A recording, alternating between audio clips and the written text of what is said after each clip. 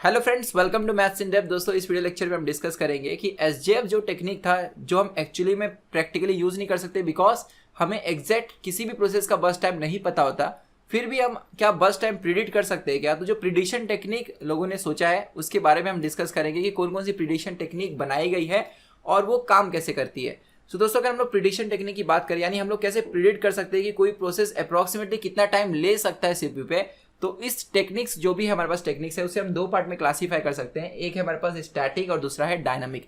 दोस्तों, जब हम लोग यहाँ पर बोल रहे हैं स्टैटिक और जब बोल रहे हैं डायनामिक, तो ये नाम से ही आपको पता चल रहा होगा कि स्टैटिक मतलब हम ऐसे बर्स्ट टाइम को प्रिडिक्ट करेंगे जो चेंज नहीं होगा बार बार, और डायनामिक प्रिडिक्शन मतलब जो बर्स्ट टाइम हम प्रिडिक्ट कर रहे हैं वो हर बार चेंज होते रहेगा। तो अब इसके मतलब को थोड़ा सा हम लोग समझ लेते हैं।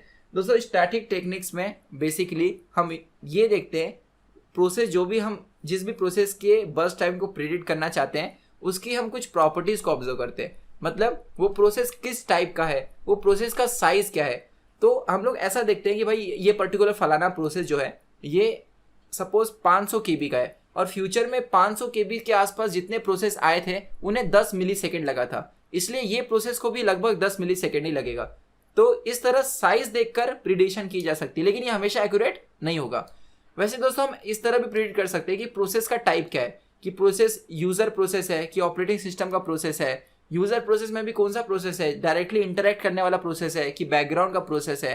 तो दोस्तों, जो स्टैटिक टेक्निक है उसे हम डिवाइड कर सकते हैं कुछ इस तरह कि prediction can be based on size of process और it can be based on type of process. अभी दोनों को मैं डिटेल में डिस्कस करूंगा। और जो डायनामिक दोस्तों टेक्निक है उसमें हम हिस्ट्री निकालकर जो करंट बर्स्ट टाइम है वो हर बार हम लोग डायनामिकली प्रिडिक्ट करते हैं। मतलब हर किसी भी प्रोसेस का जो बर्स्ट टाइम होगा वो पूरा का पूरा उस प्रोसेस की हिस्ट्री पे डिपेंड करेगा। मतलब जैसे जैसे हिस्ट्री चेंज होती जाएगी करंट प्रिडिक्शन भी चेंज होते जाएगा। अभी मैं डिटेल में इसके बारे में बताऊंगा आपको। तो यहाँ पर दोस्तों डायनामिक जो टेक्निक है वो बेस्ड होती है सिंपल एवरेजिंग, ये एक मेथड है, और दूसरा है एक्सपोनेंशियल एवरेजिंग। ये दोनों मेथड को हम डिटेल में डिस्कस करेंगे। और ये दोस्तों बहुत जगह गलत पढ़ाया गया है ये मेथड के बारे में, जो मैं आपको बताऊंगा कि एक्चुअली में ये दोनों काम कैसे करते हैं एल्गोरिथम। अब हम लोग यहाँ पर आते हैं कि बेस्ड ऑन प्रोसेस साइज और बेस्ड ऑन प्रोसेस टाइप ये एक्चुअली में क्या है। तो दोस्तों, हम लोग बात कर रहे हैं स्टैटिक टेक्निक्स की, जिसमें अगर हम लोग बेस्ड ऑन प्रोसेस साइज की बात करें तो इस तरह हम कहते हैं कि दिस टेक्निक प्रिडिक्ट्स, यहाँ पर ये जो वर्ड आपको दिख रहा है कि this technique predicts the burst time for a process based on it's size. ठीक है, मतलब साइज देकर प्रिडिक्ट करता है। और एग्जांपल के तौर पे क्या बता रहा है कि burst of the already executed process of similar size is taken as the burst time for the process to be executed.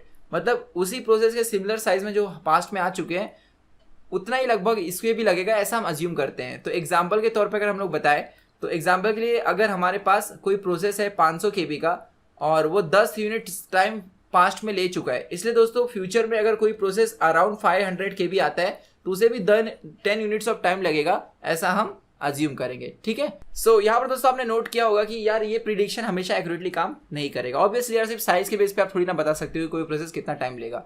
फिर दोस्तों दूसरा जो टेक्निक बनाया गया है स्टैटिक में ही, वो है टाइप ऑफ प्रोसेस को देखकर प्रिडिक्ट करो कि प्रोसेस का टाइप क्या है, वो क्या ऑपरेटिंग सिस्टम का कोई प्रोसेस है या यूजर का प्रोसेस है। तो जैसे अगर कोई ऑपरेटिंग सिस्टम का प्रोसेस है तो आप ऑब्जर्व करो कि ऑपरेटिंग सिस्टम की जितने भी प्रोसेस है, क्योंकि ऑपरेटिंग सिस्टम की जो फाइल्स और जो भी उसके कंपोनेंट्स होते हैं वो एक बार इंस्टॉल किए जाते हैं, तो हमें पता होता है कि कौन कौन कंपोनेंट कितना कितना टाइम एक्चुअली में लेता है ना, हम ऑब्जर्व कर सकते हैं एक बार देखकर। तो दोस्तों इसलिए ऑपरेटिंग सिस्टम की जो प्रोसेस है उनका हम ऑन एवरेज निकाल सकते हैं कि वो कितना टाइम ले रहे हैं। तो जैसे हम लोगों ने यहाँ पे बोल दिया कि ऑपरेटिंग सिस्टम का कोई प्रोसेस आता है तो उसे 5 से 7 यूनिट्स लगता है। ये हमने कैसे निकाला, based on previous history. Okay, तो हमें फिक्स कर देंगे कि कोई ऑपरेटिंग सिस्टम का अगर कोई प्रोसेस आता है उसे 5 से 7 यूनिट टाइम दे दो। ओके, अब वैसे दोस्तों अगर कोई यूजर प्रोसेस आता है तो यूजर प्रोसेस बहुत सारे होते हैं। एक तो वो प्रोसेस जिससे यूजर डायरेक्टली इंटरेक्ट कर रहा है, जैसे फॉर एग्जांपल कोई गेम खेल रहे हो तो गेम में आप हर बार चीजें क्या कर रहे हो, गेम खेल रहे हो तो पूरा इंटरेक्ट कर रहे हो ना डिस्प्ले के साथ। दोस्तों अगर इंटरेक्टिव प्रोसेस है तो उसे हम देखेंगे हिस्ट्री पास्ट देख करके इंटरेक्टिव प्रोसेस को ऑन एवरेज कितना लगता है, तो हम बोल देंगे कि दूसरी बार कोई इंटरेक्टिव प्रोसेस आएगा तो उसे इतना टाइम देने का है। वैसे अगर हम लोग बात करें बैकग्राउंड प्रोसेस की, तो दोस्तों बैकग्राउंड प्रोसेस मतलब वो प्रोसेस जिसमें यूजर का इंटरेक्शन नहीं होता। जैसे आपने देखा रहेगा अपने मोबाइल में आप बैक में नोटिफिकेशन आपको आते रहते हैं, जैसे बैक में व्हाट्सएप का नोटिफिकेशन आ रहा है, किसी न्यूज़ का नोटिफिकेशन आ रहा है, तो वो सारे प्रोसेस बैक में चलते रहते हैं, आपको नहीं पता। तो जो बैकएंड के प्रोसेस है उनकी हिस्ट्री देखी जाएगी ऑन एवरेज वो कितना टाइम ले रहे हैं, और इस तरह नेक्स्ट टाइम कोई अगर बैकग्राउंड का प्रोसेस आता है तो उसे हम लोग बोल देंगे कि वो इतना टाइम लेगा, तो हम जस्ट प्रिडिक्ट कर रहे हैं।